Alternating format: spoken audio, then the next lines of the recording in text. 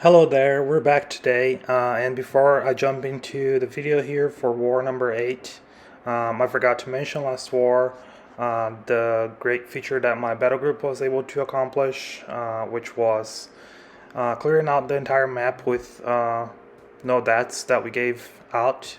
So that was definitely something that was empowering and also very satisfying for the entire crew. All 10 people fought really well and went according to plan. So that's definitely something that you can't accomplish very easily, because just the situation of the disconnects with the state of the game, or sometimes pressure, or according to the plan you could go into a fight and then it just goes complete opposite of what you had envisioned it. So I definitely wanted to put this out there, and as part of that I also wanted to kind of showcase here one of the things that pushed us to that goal of getting no deaths within that war, number 7 against SPBA, and that was the boss solo here that you guys are seeing, that my good friend Zurafa, or Zurafa, I don't know how to really pronounce his name here, but he's been with us for a few seasons already, and he's a great dude. And with this season, Apocalypse being a very consistent boss, he definitely stepped up and helped us with his really good rank 3 guillotine 29.9 here. So it's great to see that he's getting the hang of it and getting better each time that he fights this boss. But here you see that he didn't really have a lot of trouble handling that fight. There were a couple times that he activated protection because of the boost that he was running, and then he was using the special 2 to get some more of that damage in for the several hits that she has, and getting the passive damage. And the other strategy that my group has been using when we run guillotine against the boss is that we set up her with the full synergy of She-Hulk and Mr. Fantastic, so that whenever she applies any debuffs and that source of debuffs during this fight, obviously it's going to be her degens. So whenever that's applied, it's going to inflict him with a passive power sting, and then that definitely helps her with the damage, as you saw during that fight. So great job, Zurafa. Thanks again for always kicking butts with that guillotine. With that out of the way, then we're going to go here into my fights for this war. I was assigned with Path 9 in Section 1 and Path 2 in Section 2, and I had a couple of shared fights and a mini-boss as well. So obviously I brought this team here. Colossus is mostly going to handle Section 1 and Path 9, the Incinerate and Poison path. And then I have a couple fights that Warlock is the go-to, and then I have one mini-boss that I will use Guillotine 29.9 for. So going into here, the first fight that I have is also Bloodstone on the Hazard Shift and the Blood in the Water node. So basically anytime that she applies a debuff on me, and the source of the debuffs here mostly are if I don't play cautiously, or if I land any hits, that she can apply the poisons on me during the poison cycle. And the other thing too is if I were to be clipped by any of her hits or specials, she has the chance of applying those debuffs on her special 1 and special 2, or if she were to do her parry that actually works as an evade mechanic, she would be able to apply the busted debuff on me. So obviously that would give her a pretty nasty fury that I didn't want that to happen, because her damage could be pretty steep even through block. So I tried to play that as safe as possible. I was keeping an eye on how much limber that person had placed with, because obviously I didn't want to try and go for my parry and heavy to get my bonus attack and then open myself up to get a combo to my face. So you see that with her I didn't really have that opportunity, because she was purifying those parries pretty quick. So I had to go with the slow approach, trying to not hit her too much during poison. And right here she got lucky that the 2 hits that I did while the timer had a couple seconds remaining ended up applying the poison on me. I was also running with the mutant boosts here, and then that helped me sometimes run back up into my special 2. But she's almost down, and I'm just going to throw this special one, and that should finish her. Coming up, we have this Airwalker on the second fight of Path 9. He also has Hazard Shift alongside Resistor and Power Focus 1, so it allows him to get to his special one quicker. His special one can be a bit tricky if you evade too early, and obviously that applies a bunch of his Dark Tides, and you see it here. I was pretty unfortunate that I dashed too early and then ended up eating that special, and you see that quite instantly he already applied the passive Dark Tide on me. I wasn't really too concerned about getting to the passive status there because Colossus being armor break immune, he would try to apply those armor breaks on me and would fail and fit into my armor ups. And also, he's only able to deal that passive damage when the opponent is armor broken, so I didn't have to worry about that part. But you'll notice here that I sped up the fight because it's pretty boring that I'm just trying to find my openings. This was another person that had placed with max limber, so I wasn't really able to find any openings to do the parry heavy. I had tried when the fight first started, and that was pretty risky because a couple times he had purified it and didn't really dash in at me right away. So I could have definitely opened myself up to take some hits on that occasion. But right here, I'm trying to, again, not mess up that special one, evade. Try to push him to the special 2 as much as possible because I find that one easier to evade because you just have to go all the way across the screen and do one quick dash, and then you were able to evade that special fully. And also the other factor is that I don't want to get a lot of poisons applied to me because of the fact that, that could eat into my health, and I don't want to put myself at risk of potentially dying just from the poison damage. The other thing that's worth mentioning is that the passive Dark Tide that he applied on me is a cross-fight ability. So as you can see here, we're going into the next fight against Cull Obsidian. I could have probably used Warlock for this fight, but I figured that if I already had Colossus and I didn't have too many fights remaining for him, the crossfight impact of having that Dark Tide on you is that it will reduce your block proficiencies for mutants during special attacks, but also it will reduce your effectiveness of your abilities that trigger when your mutant champion throws a special. So obviously that could mean that sometimes my damage is not going to be the greatest, or if I had a Fury or an Unblockable that triggers as part of my special attack, that passive Dark Tide has a chance of bypassing that effect from triggering. So you'll notice that again I have to sped up this fight here because it's even worse than the previous fight in which that Cull Obsidian, he gets 10 of those combo protection buffs, meaning that because of this fight here, and anytime that he gains a buff, he applies a power drain debuff on me.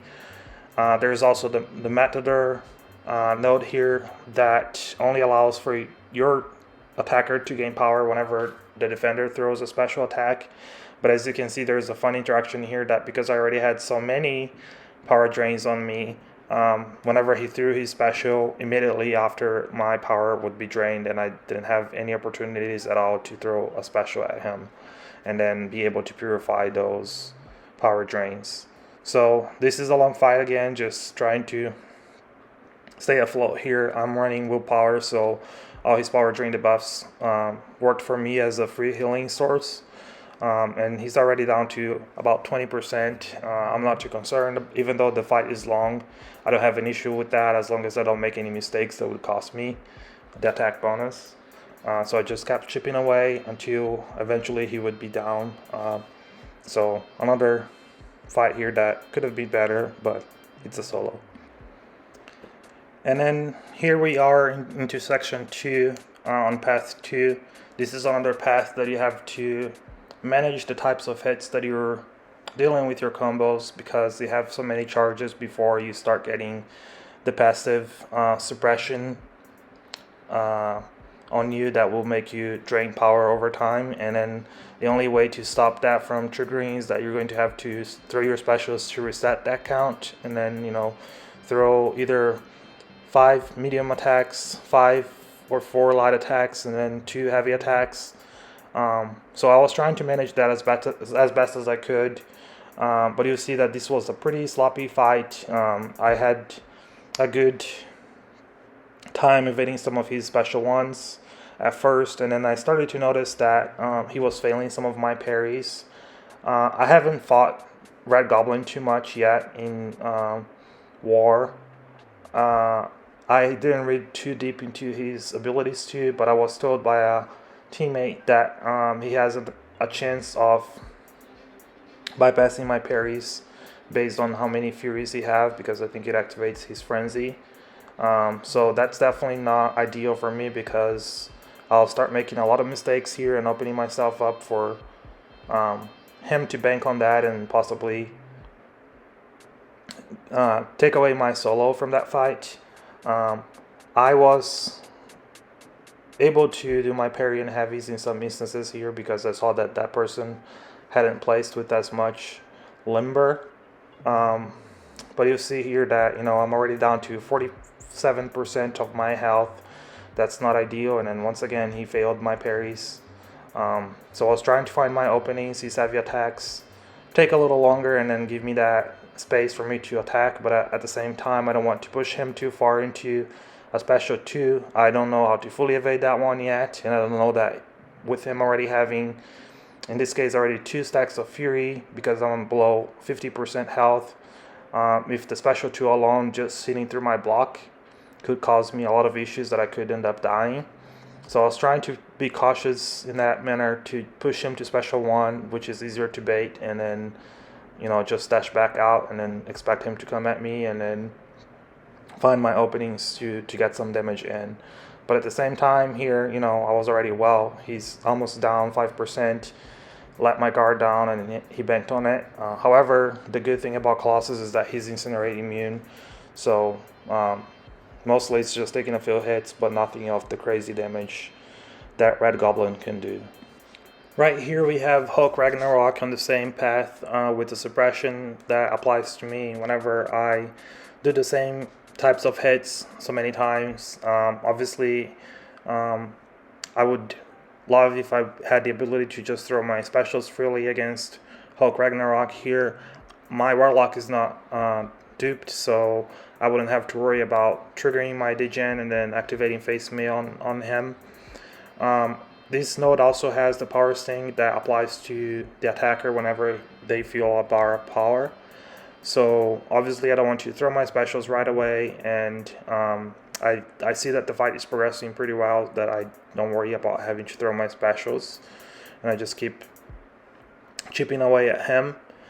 He's already down to 35% here, and then I'll just keep doing that same, getting a couple hits in, dashing back, parry, and rinsing and repeat that same order of things. Right here I pushed him below 20%. I was really hoping that it would trigger his regen instead of the passive fury, but even with that passive fury it's not doing too much cheap damage on me, and he's already down, so that's good. Moving on, we have Sentinel here on the shared fight at the end of paths 1, 2, 3. So he has buffet and also the strike counter suppression field again.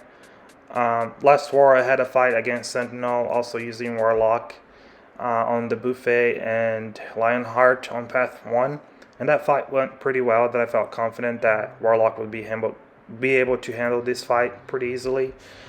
But you'll see here soon that I was completely wrong about that. Even though this Sentinel wasn't max sig, I did pretty badly at managing his analysis charges. So you'll see here that I'm already full on my suppression on me and not able to get a lot of power, and then I just ate that special 2, and luckily he didn't trigger a lot of the incinerates on me, or I would be in a really bad situation. But I'm even being overly optimistic about this situation. As you can see here, every time that I'm doing my combos on him, none of my hits are critting, and that's part of Sentinel's ability, that the more analysis charges that he has, he will just keep suppressing those critical hits to land on him, and his physical resistance is over the chart. So this is going to be another pretty intense and boring fight. I'll just leave the fight playing here, and I had already changed the speed. But you'll see here that at the end, I'll comment back on. It was a pretty stressful fight that I really thought that I was going to die.